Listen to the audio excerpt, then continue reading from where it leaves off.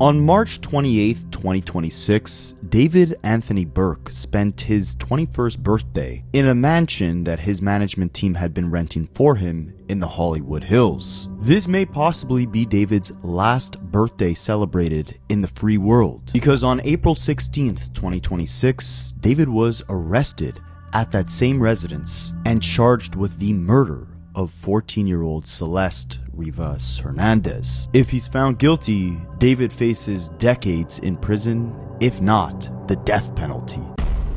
There was an evil version of myself that would kind of come out at random moments. He would commit the crimes that I would have to solve as a detective. I'd be like solving murders that I'm committing myself.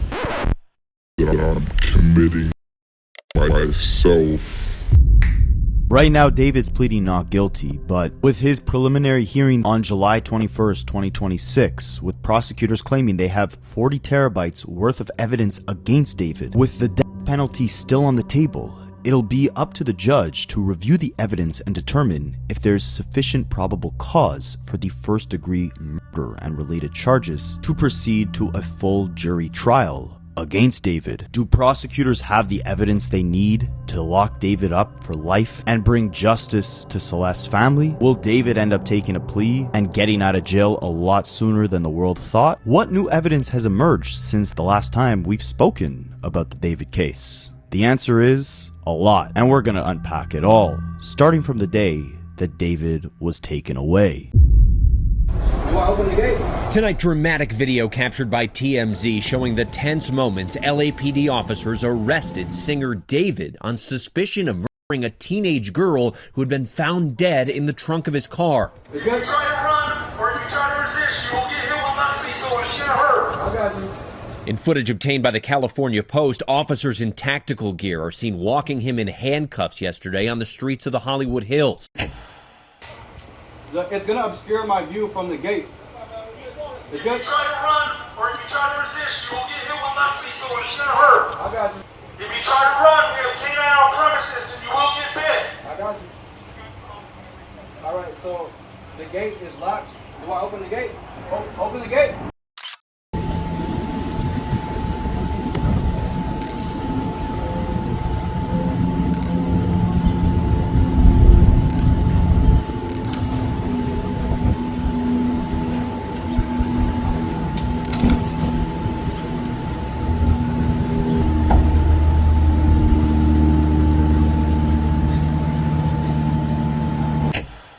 Now, before we dive into what prosecutors and the world knows about not only David's relationship with Celeste, but also why they believe David actually had the intention and carried out the murder and mutilation of Celeste, we first got to understand a key roadblock in this case that may actually work in David's favor, and that is the condition that authorities actually found Celeste's body in. It was completely dismembered in two separate plastic bags in that front trunk. Because of that, Celeste's cause of death may end up being the centerpiece of the trial. Without a clear cause of death, without knowing if it was a homicide, an accidental overdose, it becomes a weapon that David's defense can use against prosecutors. How can they prove he was the one behind this if they don't even know how she died to begin with? Well, we would quickly start getting some answers. Prosecutors say that David actually murdered Celeste on April 23rd, 2025, but had ended up mutilating her body on May 5th. She was then left in that Tesla under his name for 4 more months until September. LAPD would do a conference where they said that David is not just charged with first-degree murder, but also with mutilating a body and lewd and lascivious acts with a child under the age of 14. He's also charged with interfering with an active investigation, trying to protect his career and hide from the charges he would have initially been faced with, which was that he was having S relations with a minor under the age of 14. Today, I am announcing the charges against David Anthony Burke in connection with the brutal and horrific murder of Celeste a 14-year-old at that time. And there are 3 sets of charges that have been brought. The first-degree murder with special circumstances, and again, those special circumstances are lying in wait. That Celeste went to Mr. Burke's home on the night of April 23rd, 2025, as alleged in the complaint, at his invitation, and again, was not heard from again. The second is a special circumstance being that this murder was committed for financial gain. As the evidence will show in court, the financial gain was for Mr. Burke to maintain his very lucrative musical career that Celeste was threatening on that particular night. The third charge, in addition to lying in wait and for financial gain, is murdering a witness to an investigation. In this particular case, as the evidence will come out in court, the witness to the investigation was Celeste. And the investigation was into the lewd and lascivious sexual acts committed by Mr. Burke that is the subject of count 2 of this complaint with Celeste while she was under 14 years. Now, David would show up to court on Monday, April 20th, and maintain his innocence, pleading not guilty to the charges against him. His legal team would also claim that they received no evidence, no discovery that prosecutors have thus far collected, no autopsy reports, no information that David could use to defend himself in court. Calling People versus David Anthony Burke. Good afternoon, Mr. Burke. Deputy District Attorney Beth Silverman for the people, Your Honor. Thank you. And you're requesting a preliminary hearing within the period. Yes, Your Honor. From the media reports, apparently there have been 4 months of secret grand jury proceedings. We believe that Mr. Burke is entitled at the earliest opportunity to an open preliminary hearing and the proceedings not be done in secret. So we are asking for a preliminary hearing to be set at the earliest possible date on the 10th day. We believe the actual evidence will show David Burke did not murder Celeste Rivas Hernandez, nor was he the cause of her death. And we would like to be able to have the evidence come into the light of day at the earliest opportunity in order to establish that. We're asking for April 23rd as a 3 of 10, Your Honor. We'll be very happy to put on the evidence that we've collected in this case in the last several months. Plea of not guilty has been entered on behalf of Mr. Burke. The matter is ordered assigned to Judge Charlene Almeida. Yes, Your Honor. If I may just put on the record, we have, as soon as the people arrived, delivered a informal discovery request consistent with Penal Code Section 1054. We have been given almost no discovery thus far. We've received a 3-page follow-up report, no autopsy report, and a copy of the complaint. And we would ask the people respectfully to produce discovery at the earliest opportunity. Now, the prosecutor would claim that there were over 40 terabytes of evidence in this case, and some of it has already been released, which we'll break down shortly in this video. There's approximately 40 terabytes of discovery in this case. Moreover, in order to obtain the transcripts from a grand jury investigation, counsel has to file a motion. She knows the way the system works. I'm not able to gather those. They have to be provided after the court orders them released because it was an investigation. Second of all, if counsel plans on going to a preliminary hearing within the 10 days, it is unlikely that there will be very much discovery provided within that period, given the voluminous nature and how long it's going to take to copy onto drives. In addition to that, the coroner's report was sealed in this case in order to prevent it from hampering truthful testimony from witnesses that testified at the grand jury. So an order will also have to be obtained in order to get the coroner's department, which is now the medical examiner's department, to release those materials. It's surprising news given the district attorney's office held a press conference this morning where they discussed the cause of death, apparently under seal and not released by the coroner's office, as did the robbery homicide unit to the press. So we would again reiterate, we believe that Mr. Burke is entitled to discovery. We have served the people with notice. They have 15 days to produce discovery in this case, we would ask that they do that in conscientious earnestness and as quickly as possible. Bail to stand at no bail. Thank you. So as you can see, David made his first appearance in court in late April, and many people were questioning why it took so long for prosecutors to actually formally charge David. Celeste's remains were discovered inside the front trunk of David's Tesla in September of 2025, yet David wasn't arrested until April 2026, 7 months later, and nearly a year after prosecutors alleged that Celeste's life was taken. But throughout that time period, prosecutors appeared to have been building their case, reportedly presenting evidence and testimony to grand juries on 7 separate occasions. That evidence is now being revealed publicly at the preliminary hearing. We'll take a look at all of it, but it's important to understand prosecutors don't have to prove that David is guilty just yet. They only need to show the judge that there is enough evidence for the case to proceed to trial. David has pleaded not guilty, and his lawyers can now question witnesses and challenge the prosecution's claims. We'll break down all the evidence that's been presented so far, and first let's understand the prosecution's overall goal with this preliminary hearing. Good afternoon. My name is Nathan Hockman. I'm the Los Angeles County District Attorney.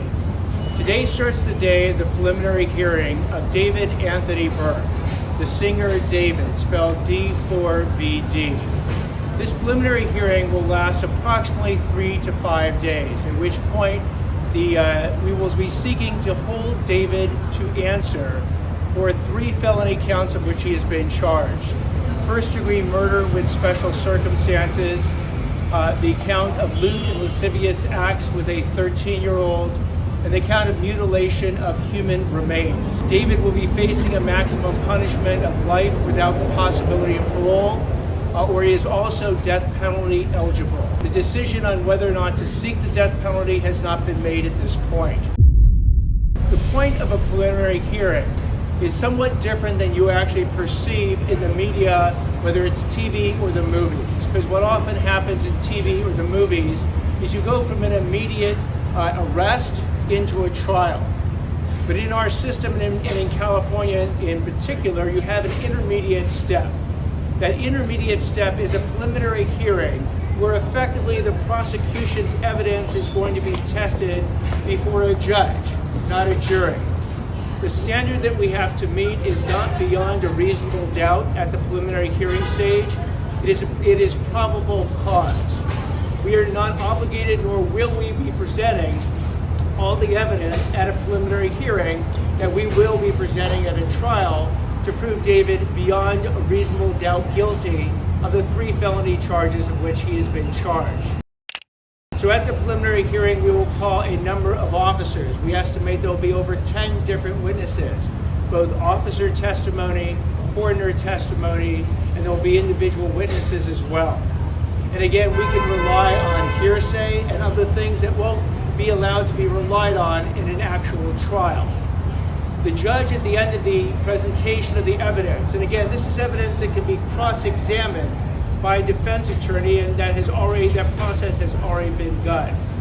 At the end of the presentation of all this evidence, the question will be, will David be held to answer on the 3 felony charges? We believe we will more than accomplish the evidentiary burden of probable cause at this point to hold David to answer on these 3 felony charges. At that point, if the judge does hold him to answer, we will file an information that will detail the actual 3 criminal charges. Thereafter, there will be a trial date that will be set, and David, if he so chooses, will proceed to trial. And we will prove at that point, beyond a reasonable doubt, that David committed these 3 crimes. And when, and we do not predict if, when he is convicted, we will then be seeking the sentence that we are allowed to seek by order of the law, and we will let you know in a future date whether or not that sentence will also include the death penalty. So I wanted to take this opportunity as we're starting this preliminary hearing process to explain where the preliminary hearing fits in the process so people can understand as we are presenting evidence and it is being cross-examined what ultimately the standard is for the judge to determine, and that's probable cause, not beyond a reasonable doubt. that is a judge that is doing this determination, not a jury at this point, and that there will subsequently be a trial when the judge holds David to answer on these 3 felony charges. So far, we're on the 3rd day of the preliminary hearing. Let's start with day 1. Now, to understand the context behind the witnesses that were brought up to speak at the first day of David's preliminary hearing, we gotta understand the story that prosecutors were painting in the initial complaint against David. LAPD robbery homicide detectives determined that Celeste and David had actually met in January of 2022 when Celeste was just 11, and they were alleged to have begun a S relation in November of 2023 when Celeste was just 13. By February of 2024, Celeste had went missing, and the sheriff department in Riverside County, Celeste's hometown, had actually contacted David when she first went missing because they found his number in a phone that belonged to Celeste. During that phone call, David had told authorities that he spoke to Celeste a couple days beforehand but was unaware that she was an A minor or that she was even reported missing. After this phone call, the Los Angeles Sheriff's Department actually went to David's home to conduct a welfare check. And the first witness at the first day of the preliminary hearing was one of the sheriffs that visited David's home during that February 2024 welfare check. They also showed body cam footage of that officer going into David's home, searching it as well as speaking to him. Of Celeste, I'll be honest with you, the body cam footage was disappointing. Not in terms of it didn't show much, but it was disappointing in terms of it felt like the officers maybe could have done a little bit more to investigate. They kind of sort of, I don't want to say let David off the hook, but when they visited his property and kind of were asking about this missing minor, it was very surprising. They didn't really put it on him. We heard rumors that they had gone to his property and told him she's 13 and warned him. That's not really what we saw in that footage. I'm not trying to defend David by any means, but they basically went to his property, said, look, we're looking for this girl, is she here? They searched the property, she wasn't there. David, honestly, he seemed very nervous, and I'm not saying that he wasn't up to nothing dodgy. He did kind of seem a little bit nervous, but he was forthcoming. He said, oh yeah, I know her. I thought she was 18. She told me that she was 18. Other people trying to tell me she's 13 now. He showed them a picture of her on his phone. He showed them the, it's been alleged that it's a yearbook photo, but it looked more just like a sort of random picture of her. But that was kind of the first witness who basically, was on the stand and described going to David's property. We saw the body cam footage, and then David's defense, they kind of had a good little moment when they said, well, at no point did you say definitively that she's 13. I'm pretty sure the way that it was worded, he was kind of like, I think she might be 13. It wasn't clear. It wasn't definitive, and it made you think, damn, like, that's not quite what we thought that we was actually going to be hearing. So that one, I'm not going to lie, that it was definitely not good for David, but it was also, there were little holes that his defense poked into it, and they were doing a very good job of poking holes in things. So they answered the call. David said, I've been on the phone with the cops. And they said straight up, they said, is Celeste here? And it was like the way that they started, it sounded like they was going to play hardball with him. It's like, oh yeah, how you doing? Yeah. Is Celeste here? And then he's like, nah. He said, they just last spoke when I was in Australia. He was like, I was out of the country. I just got back from Australia. I was on tour. I thought he sounded super nervous to begin with. And then he gets a little bit more confidence as the interaction goes on. I'd say David spoke very fast in the body cam footage. They're asking him questions like, when did you last speak? He's like, last week, I just got back from Australia. So I believe he did tell them that he had spoken to her last on the 13th of February. Again, he had that information ready to go, quick time answer. 13th February, like he was quick time with the answer. He explained to them that they met at the end of 2021 on Discord, said outright it was like a video game chat room, and that they'd continue to communicate on Discord, Instagram, Facebook, but mainly on Discord. That's where they met specifically, on Discord through a video game chat room. They basically asked him if he has any tattoos, and I didn't actually hear the response to that. David even offers the cop like a drink from his fridge, and they're not interested. They basically asked, do you know Celeste's cell phone number? He gives it over. He gives several numbers for her. And then basically says, look, the only time I ever met her was on November the 12th, 2023 at the beach. And he said an address where the beach was, where he met them. Again, he had all this information ready to go straight off the top. So he gave like a more recent phone number for her. He's like, oh, this is the last number I communicated with her on. And he was being very cooperative. Now, knowing what we know now, it's easy to be more suspicious. But at the time, the cops possibly just thought, look, this guy's super cooperative. He's given all the info. He's probably worried about her. Probably thinks he's in some weird shit, even having an interaction with this girl. And he says, oh, I've got a picture of her. I can show you a picture. If you're looking for her, she's missing. I'll show you a picture of her. He was quick on his feet with it. So from there, he explained, we met a couple of years ago. We spoke on and off. They asked if she knows if she frequents the area, and he was sort of like, oh, I don't know. That was one of the answers where I'd say he looked the most nervous. When they said, do you know if she frequents this area in West Hollywood? He's like, oh, no, I don't know. That was sort of like where he was looking a bit sus and a bit scared, because to be honest, he probably didn't know how to answer that one. He probably didn't think of that one, because it's like, sounds like she did frequent the area, and it sounds like she frequented a couple of them properties. So I feel like that was one where he was like not prepared for that, but it flew under the radar. So David said outright, oh, she told me she was 18. That's what he said. And then he said to the cops, he said this, he volunteered this information. People have been telling me she's 13, but she said she's 18. And so he basically said, yeah, they're saying that the yearbook picture that I've got on my phone was taken a year before, like, I met her. And so I'm thinking, he didn't say this, but it's like he was sort of inferring. It's like, oh, she told me she was 18, and this yearbook picture of hers going around, and I heard it was taken a year before, and like maybe that was 17. He doesn't say 17, but that's sort of what he's inferring. So he basically says he's tried to contact her. The phone is dead. At one point, he even said, oh, this is like a movie, which is fucking crazy, because it's like a movie watching him go through it in trial, to be honest with you. Now, I might sound like a broken record here, but you have to remember that the point of this preliminary hearing is to present all the evidence to the judge, and the judge must then decide if there's enough evidence for this case to go to trial. During the presentation of all this evidence and all the witnesses coming forward, David's defense team's job is to poke holes in everything that prosecutors show to the judge. Because obviously, if they could show the judge that there's inconsistencies with everything prosecutors are bringing forth, the judge might think that there's not enough of a case to even bring this to trial to begin with. And remember again that David is pleading not guilty. Now, the second witness on day one was actually the robbery homicide detective who was on the scene when Celeste's body was found in the front trunk of David's Tesla. During the hearing, pictures were also shown of Celeste's remains and how they were discovered in the trunk. Now, just a trigger warning, I'm going to show a courtroom sketch that depicts a lot of the images that were shown throughout the hearing, and I will blur out anything that's too graphic. As you can see here, there were pictures shown of the Tesla with the front trunk open, pictures of Celeste's finger that had the shush tattoo on it, all of the stuff that authorities found in David's home throughout their searches, like the burn cage, the chainsaw, the knife, the inflatable pool, all things that were allegedly used for mutilation, as well as images that have blurred out of Celeste's decomposed cut body that was in bags in the front trunk of David's Tesla. But like I said, it was still David's defense team's job to poke holes at all the evidence presented. And that's exactly what they tried to do when the robbery homicide detective presented this evidence during the hearing. That testimony in court, it was honestly just sickening to see the footage of what was found in that car, to hear the testimony of the officer that actually dealt with that. It was just honestly just horrifying. That was extremely bad, and really that was kind of very, very damning.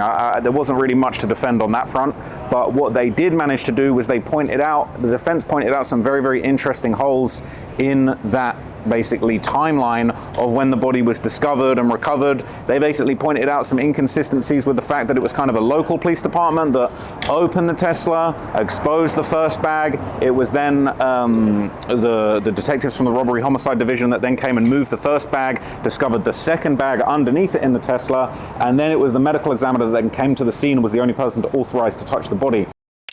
Now, one point that they made that was very, very interesting was they basically said, why didn't you keep the body bag? They never kept the body bag that Celeste was unfortunately found in. They basically disposed of it, and they disposed of, and it's disgusting to say, I'm so sorry to say this, but the liquefied remains that are inside that bag, they basically said we didn't really have the means to preserve that. That was unpreservable. What we did is we cut the handles off the body bag that might have had DNA on it, and we kept obviously the core remains, but they basically admit we don't have the body bag. I don't know where it is. They sort of said, oh, was it destroyed? And they said, oh, we wouldn't say destroyed, but it was not we couldn't preserve it. It was just just liquefied remains in a bag, in a mesh bag that was just, you know, half a leftover garbage bag. It was not preservable. Now that unfortunately did look quite bad on the prosecution to sort of say, well, this is a really, really important thing, why didn't you preserve it? And them arguing, well, we couldn't preserve it, it wasn't preservable. Didn't really kind of land for some people. I feel like for a lot of people it felt like that really wasn't a good enough answer, and it sort of made you think, okay, there's some inconsistencies here. And I'll be honest with you, I think the prosecution had a pretty hard time when they started talking about all the evidence that was claimed from David's property. Now, there was some pretty bad timeline stuff. We've heard all these rumors of David had a chainsaw, he had multiple chainsaws in his property, but it turns out there were actually 3 chainsaws. There were 2 chainsaws that were ordered off Amazon that were found in his property, and neither of those had any DNA on it. Apparently neither of those had blood on them, neither of those actually had any of his DNA or his evidence on them, and, you know, the cops ended up leaving them there. They talked about the burn cage, which wasn't used. They talked about not being able to find an apparent, you know, heat-proof mat that was ordered on Amazon, and really the alleged chainsaw that this dismemberment was allegedly carried out with apparently was never found, and it sounds like that was something that was Uber Eats or Postmates to him. He'd kind of ordered a shovel, this other chainsaw, and it did make you think, is this the play that he's going for? The actual chainsaw that he used has been vanished, has been disappeared, but the 2 chainsaws that they found in his property that he ordered off Amazon that didn't have any evidence on them that they were used in a crime. That really throws people off the scent, and it makes you wonder, okay, what do we actually have? They allegedly have the cadaver bags being ordered off Amazon, but they don't have the bags themselves. That evidence they said they wasn't able to preserve, so that doesn't really look too good. I was very surprised that we heard talk of all this searching going on in the property, but we didn't actually get a concrete confirmation. I didn't hear at any point them mention blood being found in the garage, which I thought was something that was going to be brought up. Maybe that's going to be brought up later. They did bring up the blue kiddie pool that was found in the garage, and they said they did recover that, and, you know, the plastic pieces were, you know, found, it's horrible to say, but lodged in her the severance wounds on her limbs. But there were definitely a few things that just didn't quite add up. The fact that it was to find out these 2 chainsaws that we've been hearing about for so long hadn't been used in the dismemberment, that was very, very shocking, to be honest with you, and I feel like I was very, very surprised. And it sounds like whatever that chainsaw that was actually used to do this dismemberment is long gone, apparently. They haven't been able to recover that. Now, another thing presented at the hearing was a bunch of data that authorities extracted from David's phone and other technology devices. Remember that authorities believe David and Celeste had began an S relationship in late 2023. They also alleged that David had actually traveled with Celeste out of country, booking her flight tickets as an accompanied minor. During the hearing, prosecutors showed that while searching David's devices, they were able to discover an email address belonging to David where airline tickets were booked for both him and Celeste. They were able to do, through a warrant, just extractions from his phone, which apparently was an iPhone 16 Pro, and it was Pro Max, called the Tranquilizer. And this phone, by the way, has never physically been located. And this was the phone disconnected on the 29th. So per Celebrate activity, you know, they were kind of showing us sort of the places that he went, and they were screenshotting some of these places from the infotainment center on the Tesla and matching it up to the iCloud. For example, we had a trip identified in navigation to Santa Barbara and Lake Cachuma, plus a Tesla charge in San Ynez Valley in May of 2025, a month after they believe she was killed. There was another location of interest, a charging station on 729, which is on the way to Santa Barbara as well. And they found surveillance footage from a home nearby when he parked the Tesla on July 29th, 2025, the alleged last time that it was in his possession. And they showed us just multiple angles of him getting out, going into his home, you know, and that's that. They talked about getting a search warrant for the home as well, where they went over the evidence that we kind of already knew about.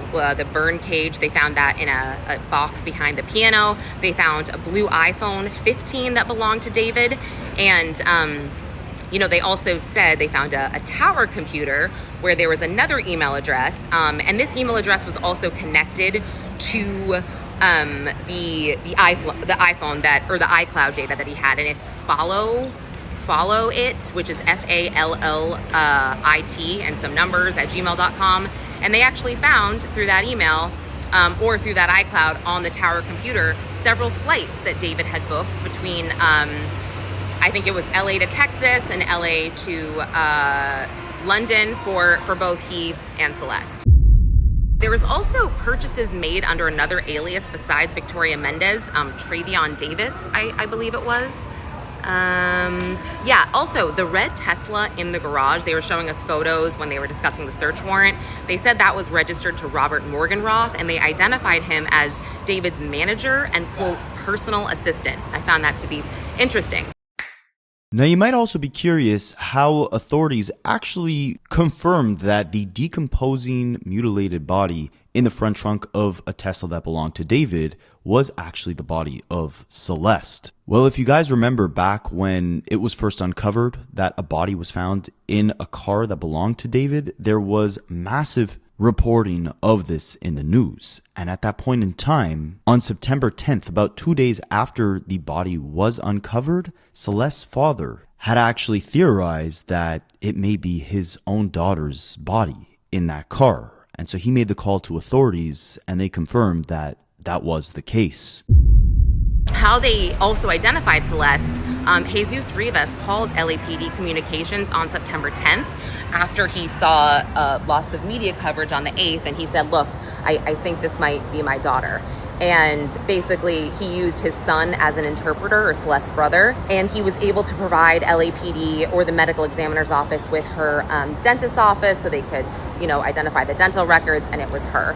And also, he did say that per Jesus Rivas, that she had 2 different phone numbers, and he gave them to police. And then they also found out that she had a 3rd phone number that no one knew. And when the detective said her name, he said, did he say his daughter's name? He said, yes, it was Celeste Abigail Rivas Hernandez. That was very sad. It was a very sad moment to hear her full name.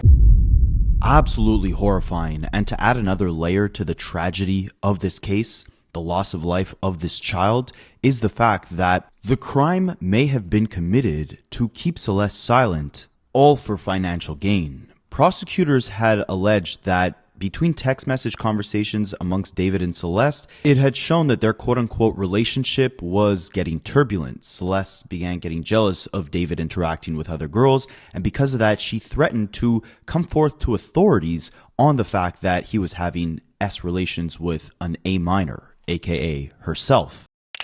Prosecutors believe that this could have been David's motive for actually taking Celeste's life, and a big reason why the death penalty for David is actually on the table is because this case may have been murder for financial gain. On day 2 of the preliminary hearing, one of Law and Crime Network's reporters were actually sitting right behind David in the courthouse, and she described how David looked, as well as some of the financial related matters that were discussed during day 2 of the hearing. Because again, David's music career was highly successful. He was making not just himself, but a lot of people around him a lot of money. Profit splits are relevant to this case because it was possibly not just David who had the incentive of keeping Celeste quiet so that David's career in music could continue to grow. I was sitting right behind David this morning. I somehow got a seat in front of where they were seating other reporters. I think it's because I actually walked in a little bit later than everybody else did. So because of that, they had me seated on the end of one of the attorneys' rows in that courtroom, and I was right behind David. He didn't look too great. His hair is grown out. He is unshaven. He's wearing that LA County jail uniform, that orange jumpsuit, and he still has his feet and his waist shackled. He's not wearing handcuffs, though, so he was kind of splayed out in his chair, arms on his arm rests. I could see his yellow legal notepad that he had laid out in front of him, so I was trying to take a peek, trying to see if he was taking any notes. He didn't have anything written down, but there definitely were moments this morning during cross-examination of witnesses where he did lean in and talk to his attorneys. The first time I noticed that, it was during cross-examination related to financial management. They were essentially talking about how much money he made through his record deal and how that money was divvied up. Because so many people were involved in this operation. So many people were making money off of him, to put it bluntly. And that's a key part of this case, because murder for financial gain is one of the special circumstances here that makes this eligible for the death penalty. Now, as far as evidence that was displayed during the second day of the preliminary hearing, we saw more detail into what was found in that Tesla where Celeste's body was stored and discovered. It's absolutely disgusting to imagine, but they actually found dozens of air fresheners in the car, showing that whoever was truly behind this crime was extremely calculated in not just dismembering and packaging the body in compact spaces. And I don't want to use the word calculated. I take that back, because in the grand scheme of things, there was nothing calculated about the fact that authorities had already spoken to David a year prior about Celeste being 13, and a year later she's found in a car that belongs to him. So while calculated is definitely the wrong word, the fact that he was ordering burn cages, pools, shovels, chainsaws, the fact that the car was polluted with air fresheners to try and cover the scent, it shows that there was a deliberate effort to wipe this poor child's memory off the face of the earth, which is so disgusting to think about. We were hearing testimony from an LAPD criminologist. This was one of the officers called to investigate after the Tesla was towed to one of their tech centers. So we were looking at photos the prosecutor was showing the court of 11 different air fresheners that were found in that Tesla. I mean, Celeste's remains had been in there decomposing, likely for months. So to cover up that smell, somebody put nearly a dozen air fresheners, not just inside the car, but actually in the front trunk. Yeah. And that's where the cadaver bags with her remains were found. It's not just that this crime was committed, it's that somebody went to truly horrifying lengths, Jesse, to try and cover up their tracks. I could see her parents kind of shrinking into themselves and moving a little bit closer together when those photos came up. There's so many elements of this that are horrifying in ways I don't think we can fully imagine for them.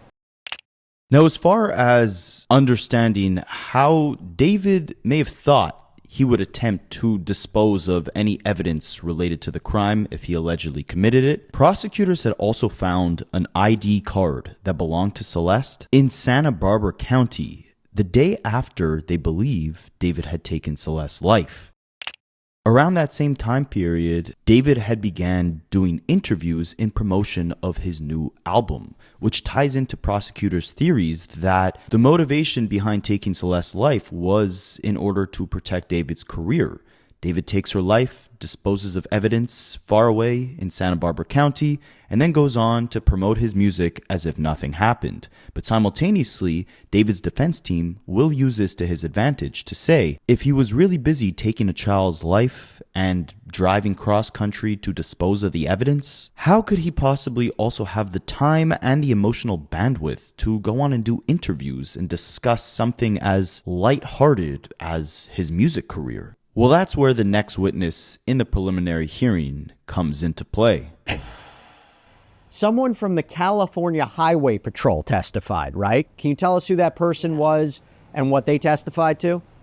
So this was interesting for me personally, Jesse. It was a CHP officer, California Highway Patrol. He's assigned to the Santa Barbara area. As soon as he walked in and they said that, I thought, oh, here we go. This is going to be the piece of testimony during prelim related to Lake Cachuma up in Santa Barbara County. So I love that area. I love Santa Barbara. I actually took a road trip up there a couple of weeks ago, back in June, because I wanted to check out State Road 154 myself. We all read in court documents that a Caltrans worker back in January apparently found Celeste's ID up there. And prosecutors have been alleging that David took a trip up there the day after Celeste was allegedly stabbed and left to bleed to death. He allegedly drove up there in his own car to dispose of evidence. So this morning, the CHP officer testified that he was called to the scene after that Caltrans worker found the passport card. We actually saw a photo of that passport card. We saw a photo of exactly where, just off the roadway, it was reportedly found. And then we heard some back and forth where defense attorneys cross-examined him and asked, was there any traffic control? Do you know if it was found face up or face down? Was it buried under anything? Did it just rain a day or two ago? So there are questions about how exactly it ended up there. But it was very interesting to hear from a witness who was actually called to that scene after I drove up there myself, because I was curious about where, off the roadway, how close to the lake this could have happened. And the defense is questioning exactly how that passport card would have gotten there, that there were maybe other means other than David allegedly tossing it? Absolutely. It sounds like they're setting up an argument where they could say that it was washed over there, by rainwater. It did just rain, I think, a day or two before it was found by that Caltrans worker beginning of January of this year. So this is months after the body was found last September. And this is more than half a year after she died last April. So there are a lot of questions about how it ended up there. I imagine the prosecution later on, they're going to share evidence about the drive up there, because they are alleging that David took that trip in his own car.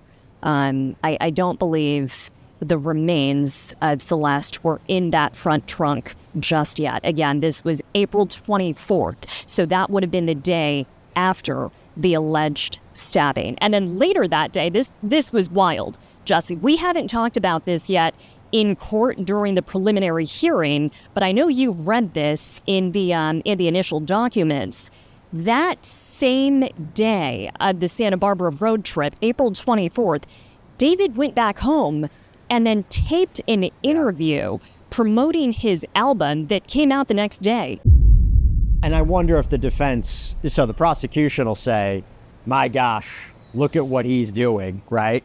Pretty sick. The defense could say, if he really brutally killed someone, he's going to do an interview right after? I mean, is that what we're expected to believe? I wonder if that's where they're going to go.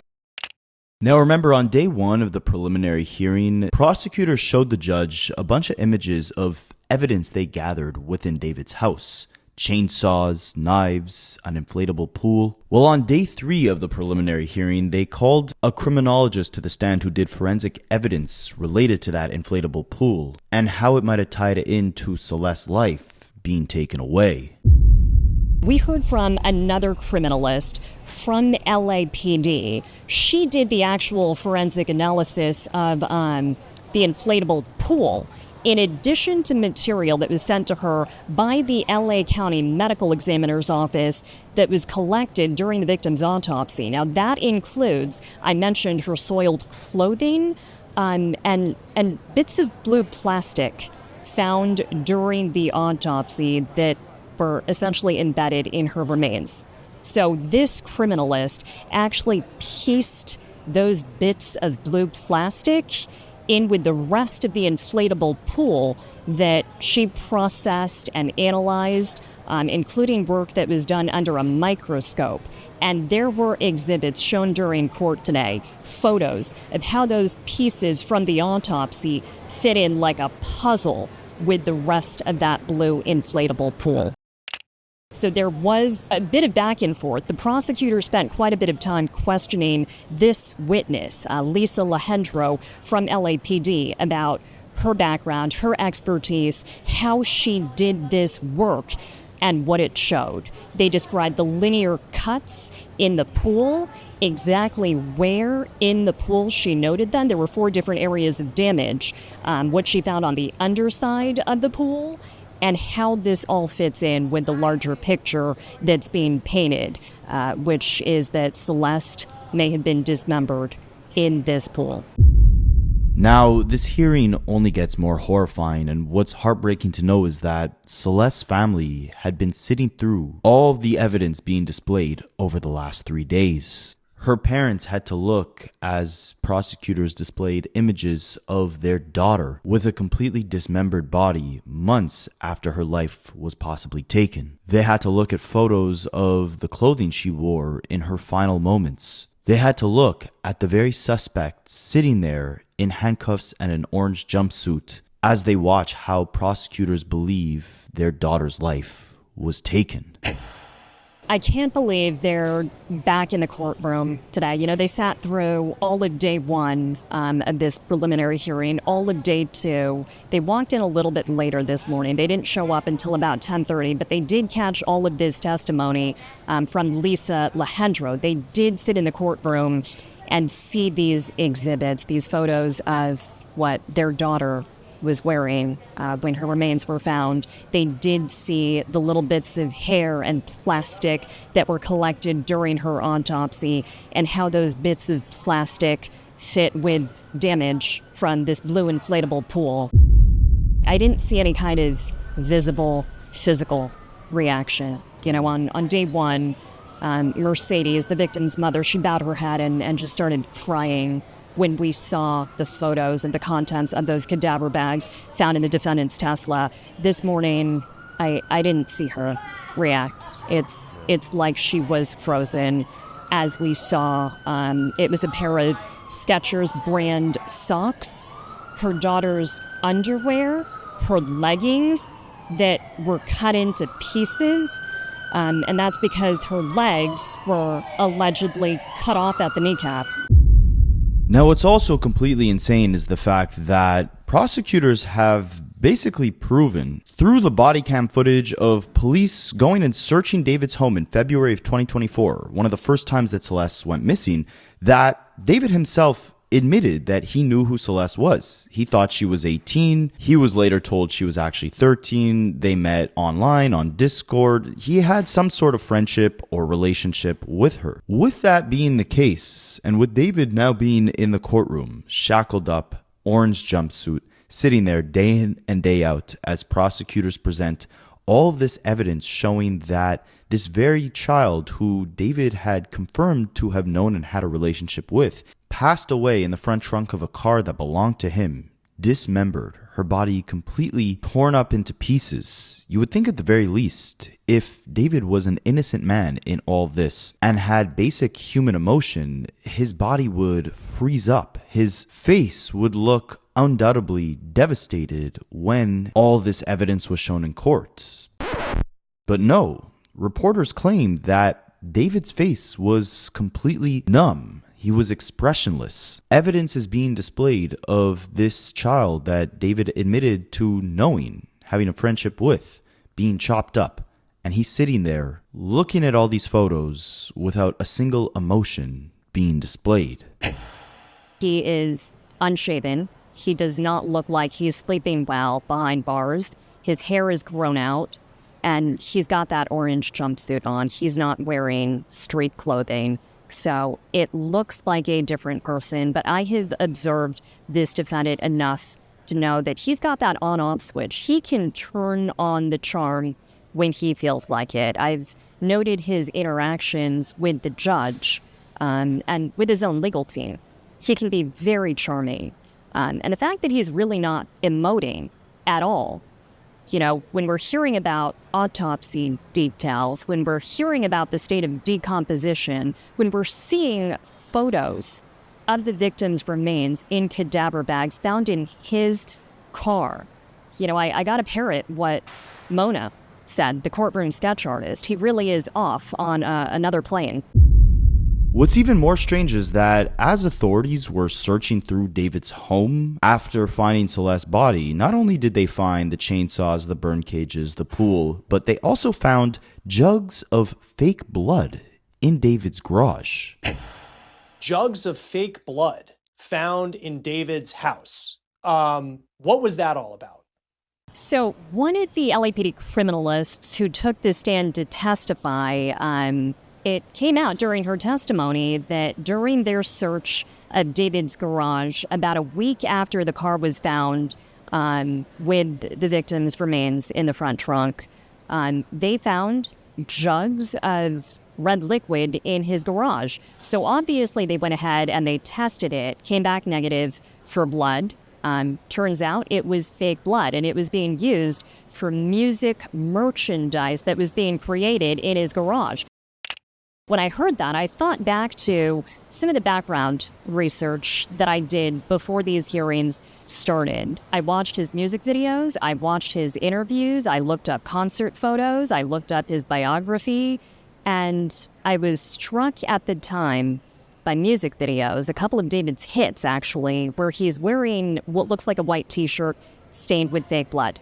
So I'm wondering if that was in fact the merchandise that was being created in his garage. And I'm wondering too if that might set up a narrative for the defense to argue that certain suspicious items, right, like burn cages, chainsaws, fireproof mats, if that might have actually been there in his home for a music video or merchandise.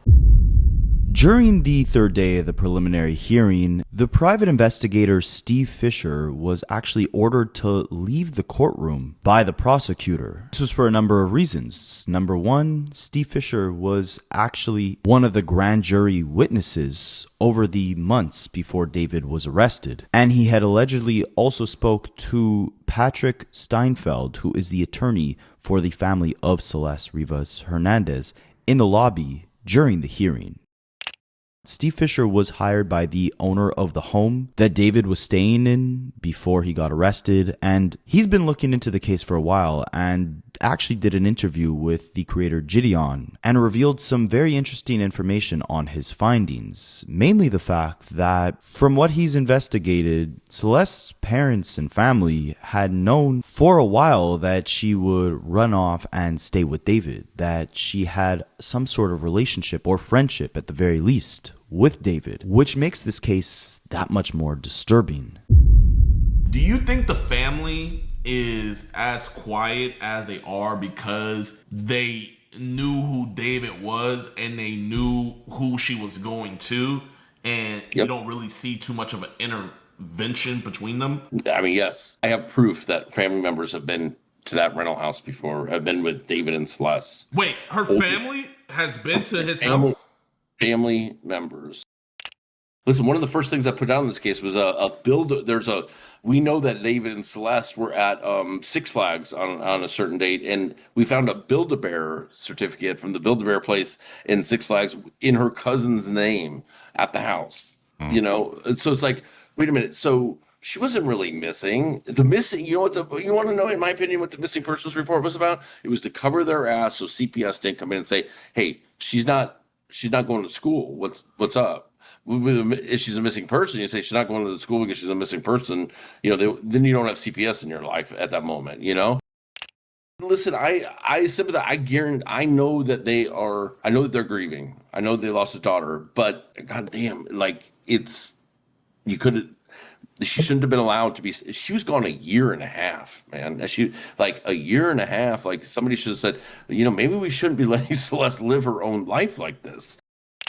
Now, this is so incredibly sad to think about for a multitude of reasons. Number one, David was a shy homeschool kid with not many friends as he grew up.